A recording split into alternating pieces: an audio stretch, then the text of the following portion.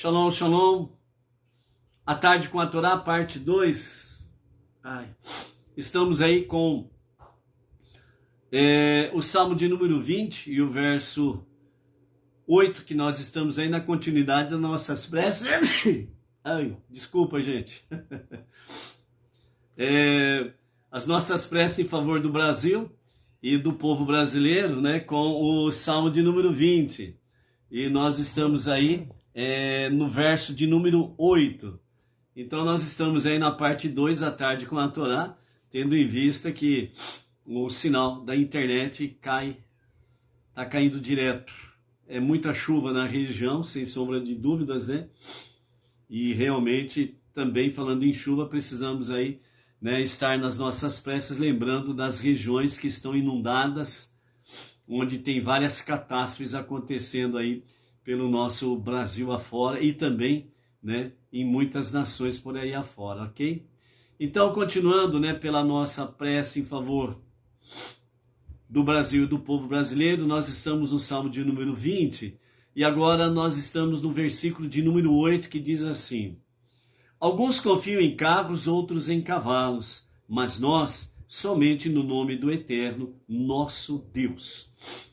Então o salmista aqui, que é David, ele está falando de forma bem clara que uns confiam em carros e outros em cavalos. O que está se referindo aqui? Os povos são levados à idolatria. Então, os povos confiam nos seus carros e cavalos, ídolos.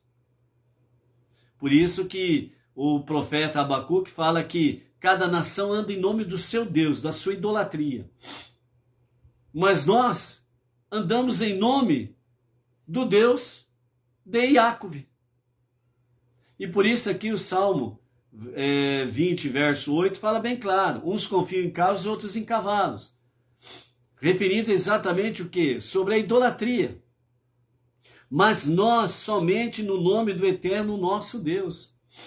Então, quando nós falamos que Deus está acima de tudo e de todos, é porque nós estamos reconhecendo que há um só Deus, um único Criador, Redentor e Salvador, ponto. E esse Deus é o Deus de Israel, é o Deus de Jacó. E é por isso que realmente, somente no nome do Eterno, né? No original hebraico, aqui onde fala o nome do Eterno, é onde vem o tetragrama sagrado, que somente o Kohen Gadol, quando ele entrava uma vez por ano em Yom Kippur, o dia do perdão, é quando ele manifestava o nome divino de Deus. E com a destruição do segundo templo, né, essa pronúncia ela se perdeu. E somente o Kohen Gadol, o sumo sacerdote, que pronunciava o nome sagrado de Deus. As outras expressões referindo-se ao nome de Deus, né, o Eterno, Hashem, o Altíssimo, o Soberano, El Shaddai, e por aí afora vai, a expressão mais próxima, segundo os nossos mestres, né, do tetragrama sagrado, que o Kohen Gadol sabia pronunciar corretamente, certo? É a expressão Adô-Nai, que nós usamos apenas nos momentos de preces para falarmos essa expressão Adô-Nai. Entendeu? Então, alguns confiam em carros e em cavalos, podem confiar em quem quer que seja, mas nós somente no nome do Eterno, nosso Deus. É aí que vem a nossa salvação.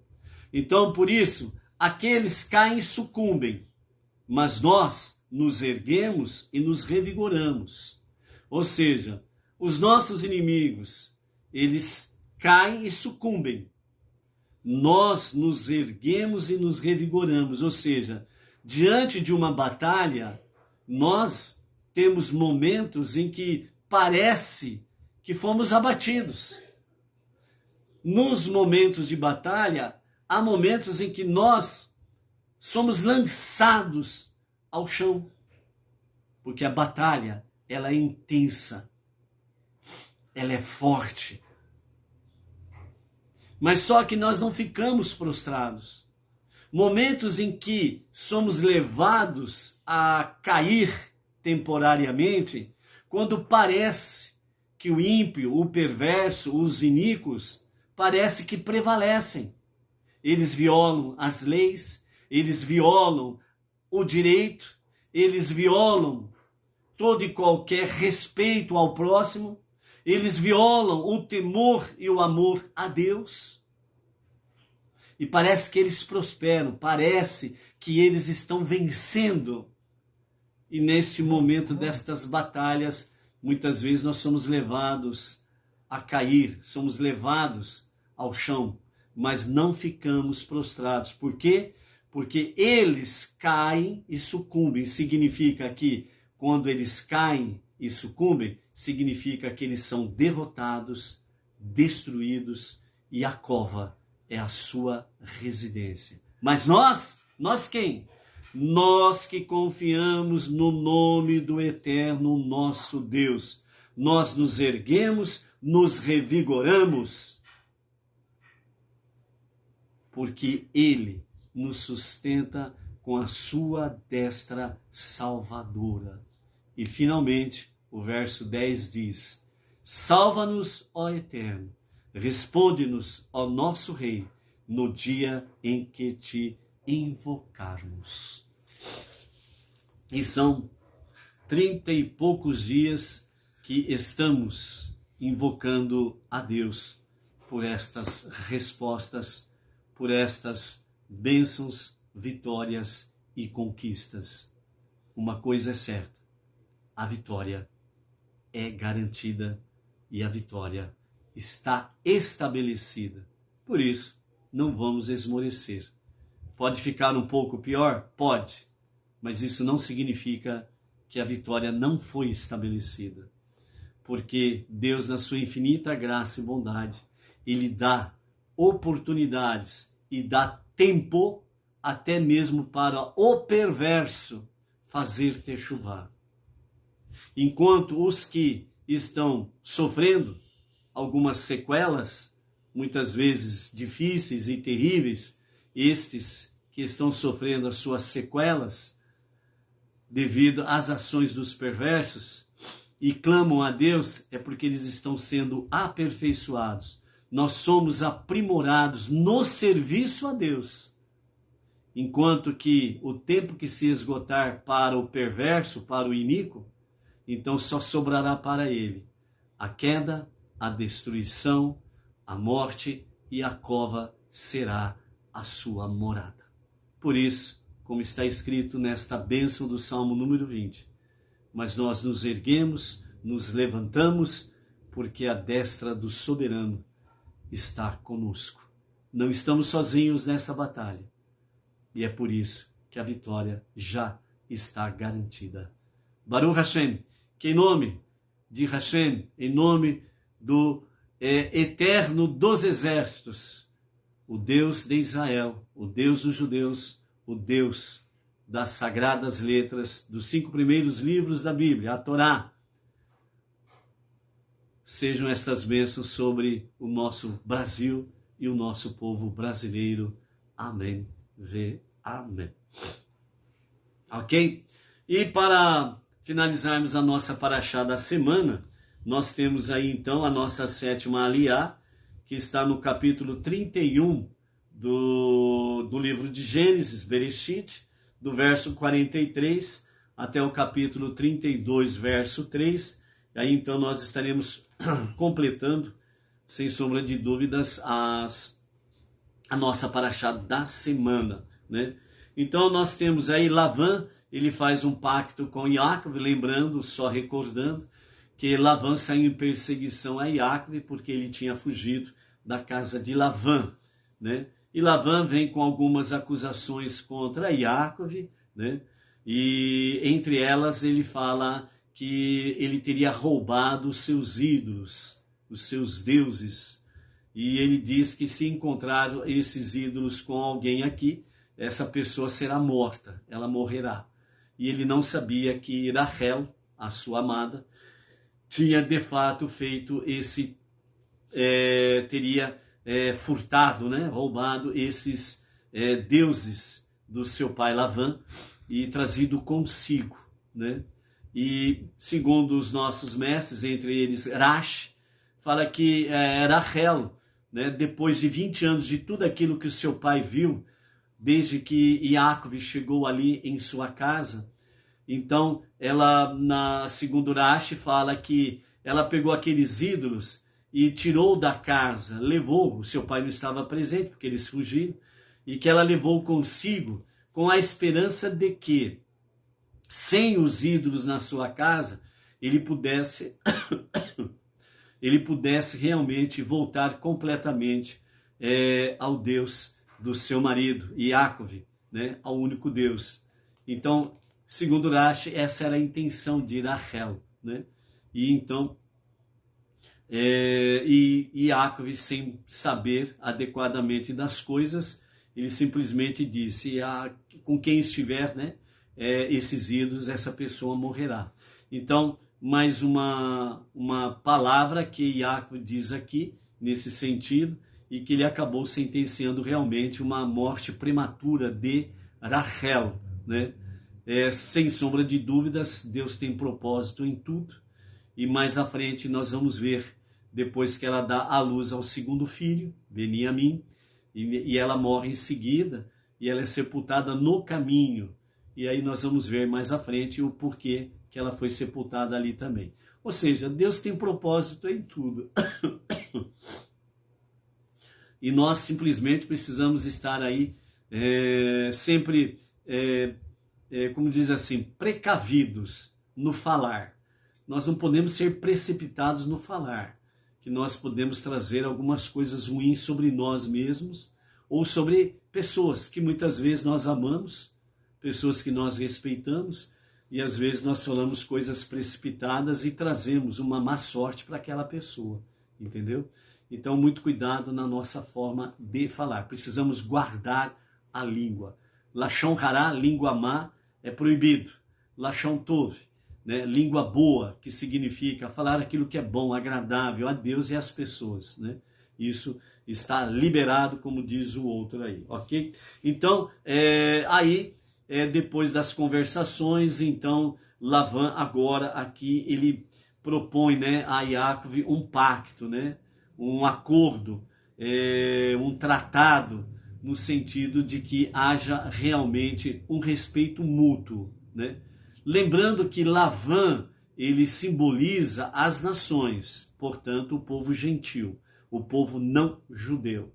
E Yaakov representa exatamente a nação de Israel, as 12 tribos, ok? Então nós temos aí o povo judeu de um lado e as nações do outro lado.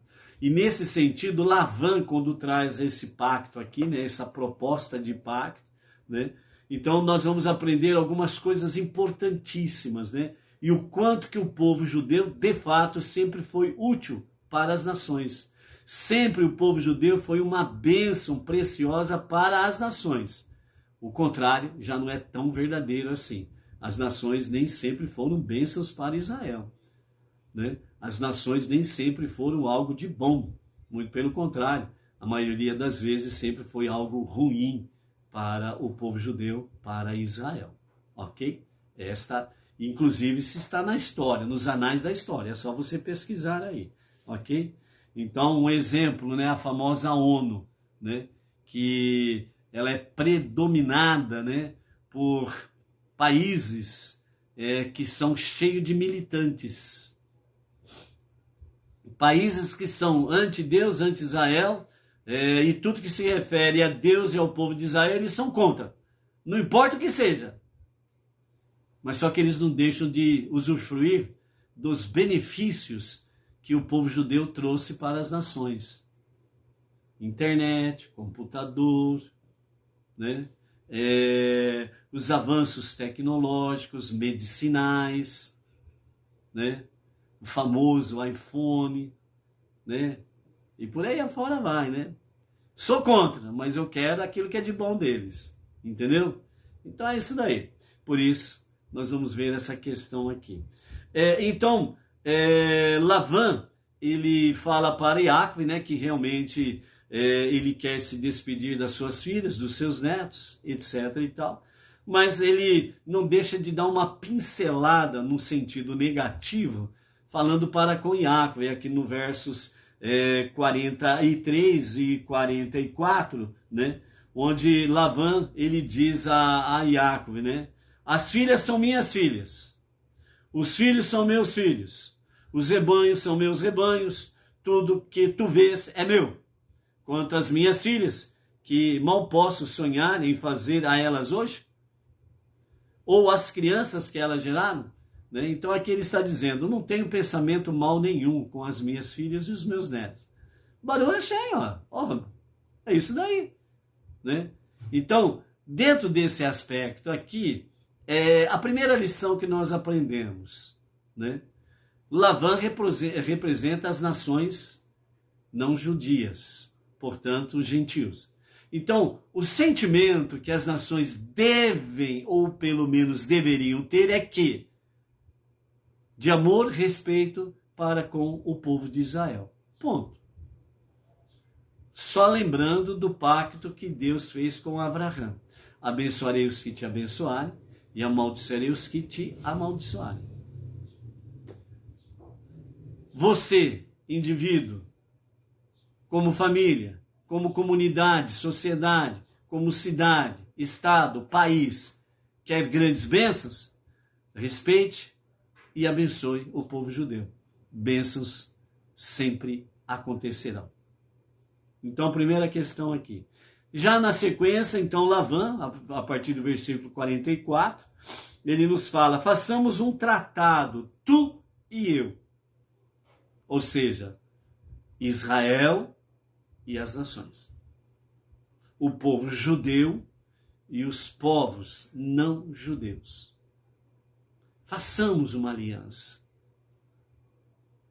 Aqui entra exatamente aquilo que Deus outorgou a Moshe no Monte Sinai, onde Deus outorgou ali a Torá, no dia de Shavuot, a outorga da Torá.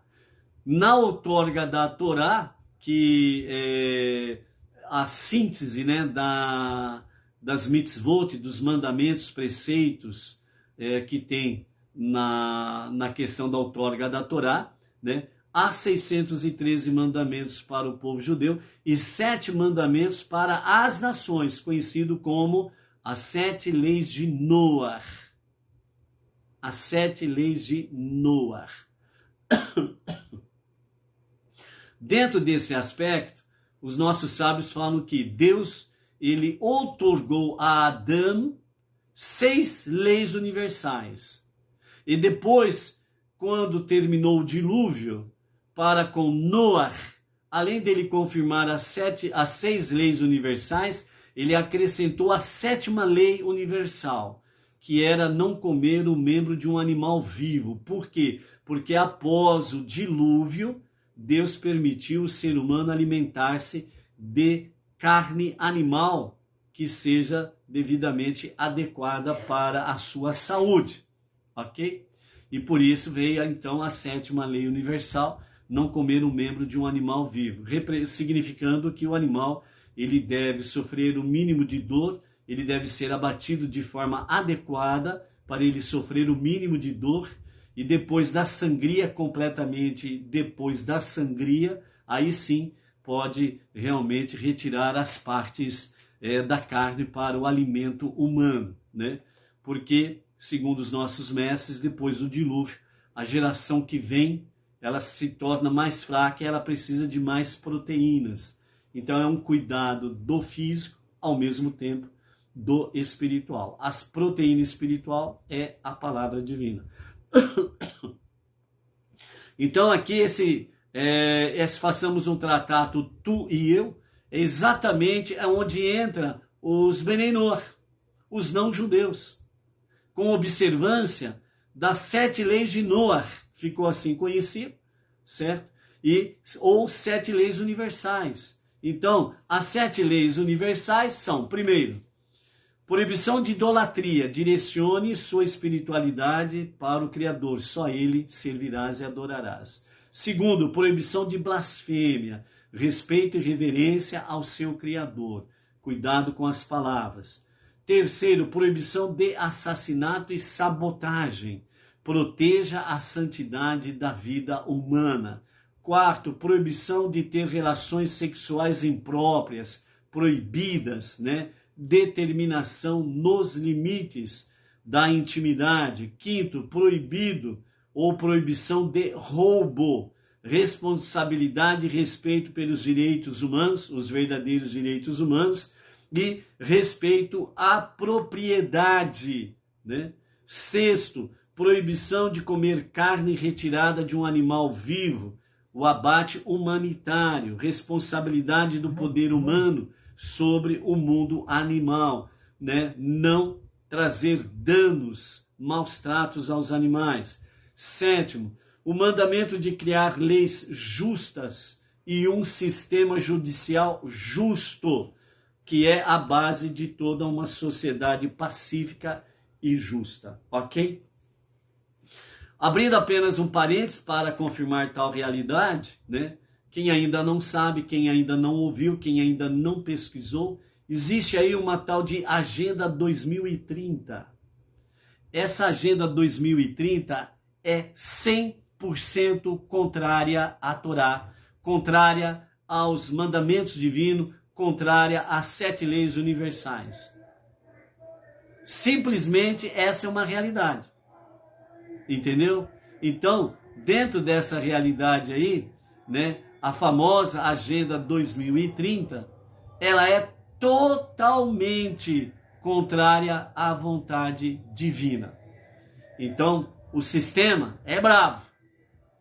Não restam dúvida. O sistema é bravo. Edna, o som aí, filha. Tá lá fora na rua. Misericórdia, esse som vivido lá de fora. Lá de fora? Misericórdia. Acho que tá lá na rua, lá fora. É. Um som estranho aqui, misericórdia, gente. Então, amados, então essa Agenda 2030 é o que o sistema está aí. E, de fato, aquelas pautas militantes de um partido estranho aí, certo? Estão dentro dessa Agenda 2030. Então, cuidado com isso. Você que se diz um monoteísta, você que se diz que crê em Deus, que aceita as 7 leis de Noé, você não pode se associar e compactuar com esse sistema militante, porque eles são totalmente contra o que é divino. Totalmente contra. E quando eles falam de Deus alguma coisa assim, é aquele momento em que eles se fantasiam de Esav. Ok? Então é isso daí. Então, tu e eu, esse tratado. Então, Deus, mais uma vez, ele vem confirmar que ele realmente aprova a aliança, o tratado, o acordo, né? O pacto entre o povo judeu e as nações.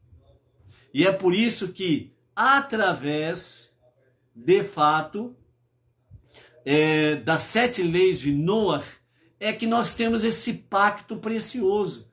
Por isso o monoteísmo com fundamento judaico e orientação rabínica é que firma esse contrato, esse acordo, esse pacto entre o povo judeu e as nações. Veja bem como que é importante, de fato, essa questão aí. Ok? Então, Iacov então tomou uma pedra e a ergueu como um monumento.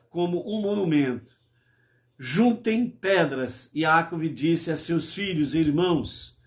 Eles apanharam pedras e fizeram um grande monte. Eles comeram sobre o topo do monte.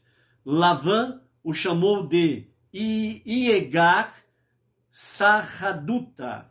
Iegar Sarraduta. No aramaico significa o monte do testemunho. E no hebraico, né, Iacov chamou de Galed, que o significado é o mesmo, no sentido de monte do testemunho. Este monte será um testemunho hoje entre mim e ti. disse Lavã. Por isso ele é chamado de Galed.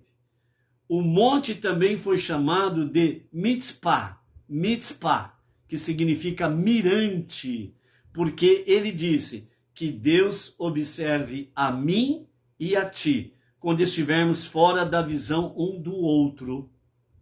Ou seja, Lavã estava reconhecendo que somente o Deus do pai de Jacob, Isaac, é que de fato é o único que pode ver tudo e todos. Então Lavã reconhece essa realidade. Ele não faz um pacto em nome dos seus deuses, mas ele faz um pacto exatamente com o Deus de Jacob. E nós não judeus fazemos o nosso pacto através das 7 leis de Noa em nome do Deus de Jacob, o nosso patriarca. E a nossa liderança no Brasil é o nosso Rav Yaakov Gerenstad, o emissário do nosso Rebbe. Então a aliança, o pacto, está formado com Lavã e Yaakov. E somente depois de tudo isso, temos ainda um Monte Sinai que veremos lá na frente com Moshe. Somente nos dias do nosso Rebbe Menachem Mendel é que isso veio ser valorizado. Não por culpa dos judeus, que não trouxeram o monoteísmo com fundamento judaico e orientação rabínica antes, mas por culpa das próprias nações. Por culpa de Lavã, entre aspas, e os seus descendentes, as nações. Por quê? Porque as nações não honraram o pacto, não honraram a aliança, o tratado. Porque aquele montinho de pedras era um pulico, como diz o outro, e pulava para o outro lado. E aqui Lavã estava, o próprio Lavã propôs. Como tantas nações propuseram acordos, pactos, alianças com o povo de Israel, e as próprias nações violaram, quebraram as alianças, traíram a confiança do povo judeu. A história está aí para comprovar. Só não vê quem não quer. Só não entende quem gosta de pastar, como Nabucodonosor pastou por um bom tempo, comendo grama, pousando na relva. Ok? Para não chamar ninguém de jumento, porque o animal em si, jumento, não merece tamanha ignorância. Entendeu? Então essa é a realidade. Então foram as nações que violaram, não foi o povo judeu. Não foi Yaakov que violou. E o próprio Lavã propôs a Yaakov, a aliança aqui é que nenhum transpasse um lado para o outro para causar danos. Aqui nós aprendemos mais uma questão. O povo judeu honrou o pacto de não trazer danos para as nações. Nunca na história da humanidade o povo judeu, o povo de Israel fez alguma coisa para trazer danos, prejuízos às nações. Muito pelo contrário, mesmo não sendo respeitado, mesmo sendo violados seus direitos, mesmo sendo afrontados em todos esses milênios, o povo judeu sempre trouxe benefícios às nações. Yaakov sempre honrou o tratado. Não acontecendo o mesmo com Lavã, as nações. Por isso, hoje, todas as nações saboreiam tudo que é de bom, porque ali tem um judeu que trouxe benefícios para as nações, seja em qualquer campo.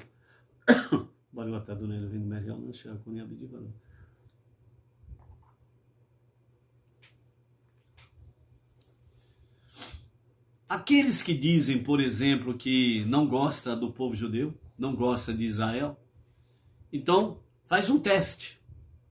por 24 horas, tudo que tiver conexão com o povo judeu, você se isola. E veja o resultado. Resumidamente,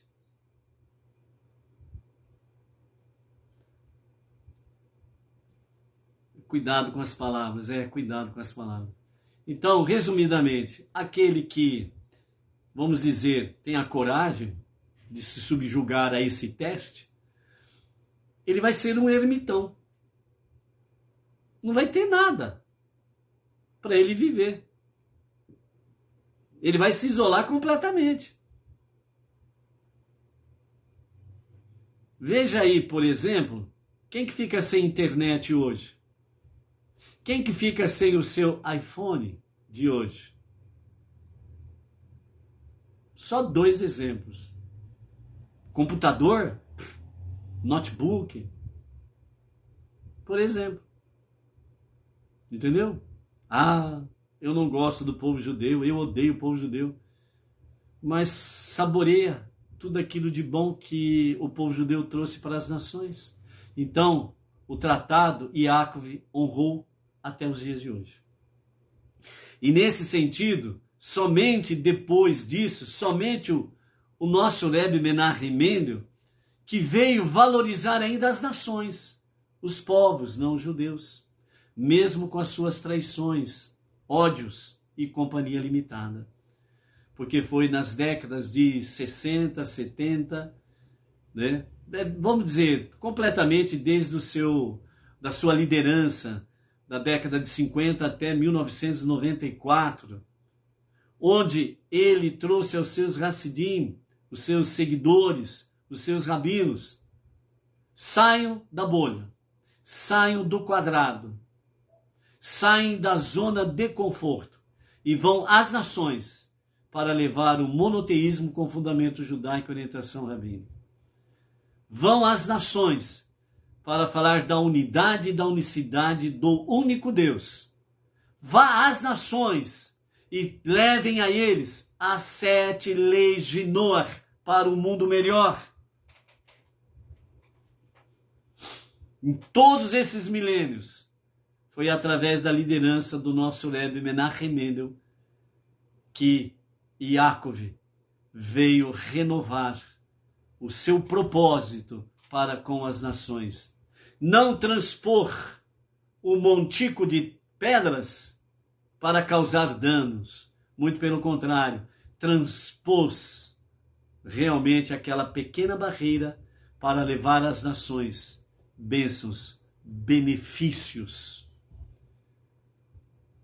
E nós começamos a desfrutar dessa graça a partir do ano de 2012, quando o nosso Rav Yaakov Gerenstadt, da Sinagoga Rabá de Brooklyn, São Paulo, com a devida aprovação do Rabinato de Israel, Estados Unidos, iniciou as atividades entre os Benei Noach, entre os não-judeus. E hoje nós estamos presentes em todos os estados da federação, algumas comunidades internacionais.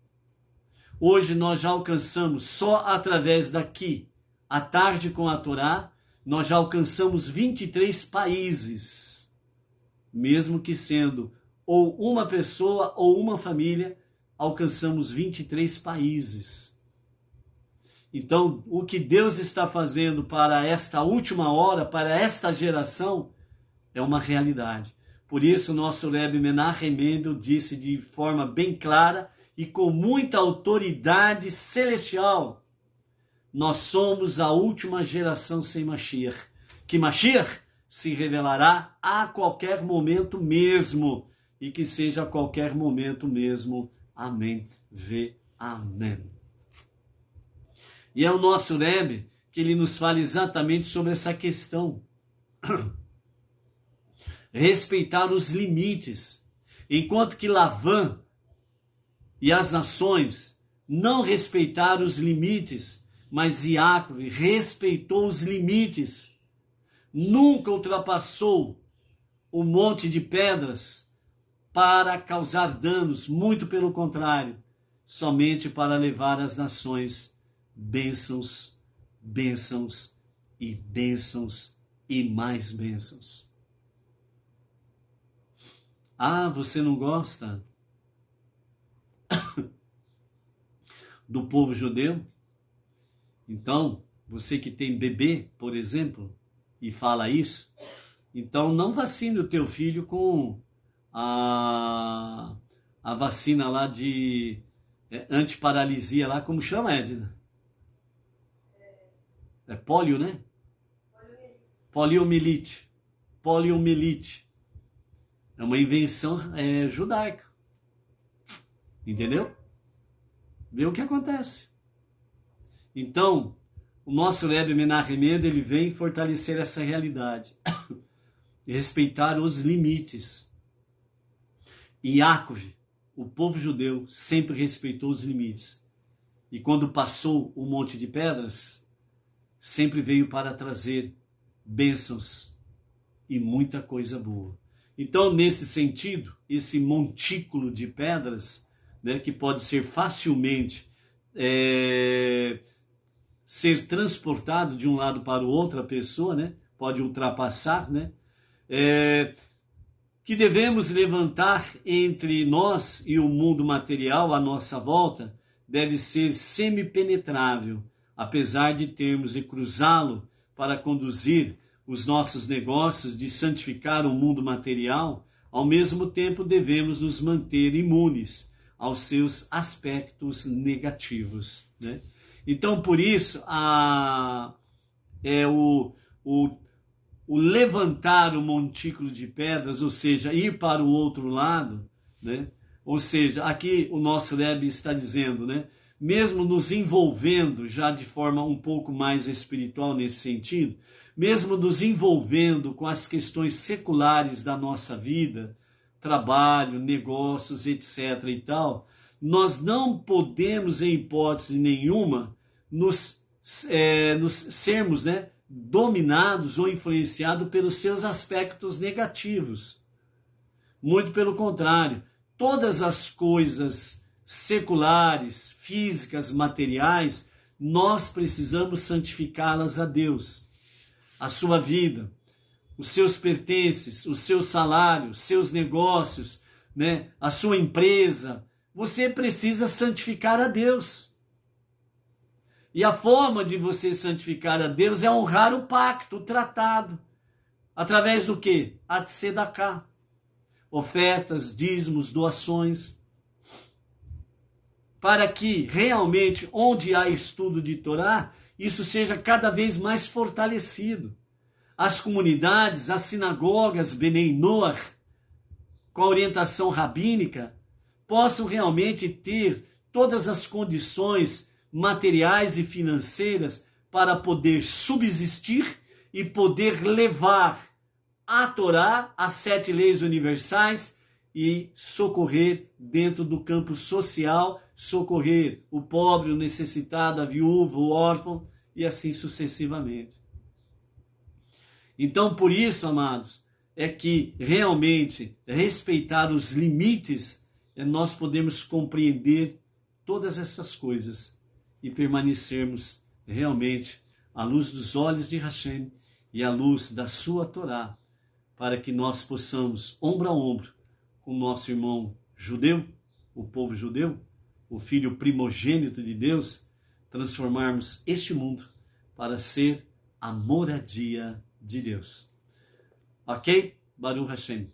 Às 19h19, diretamente da Sinagoga Benei Noach, Jardim Silvestre 2, Bauru, de Bauru para o Brasil e para as nações, juntamente com o nosso emissário Emerson, nós estaremos aí transmitindo a Havidalah, a separação do 7º dia para os 6 dias comum.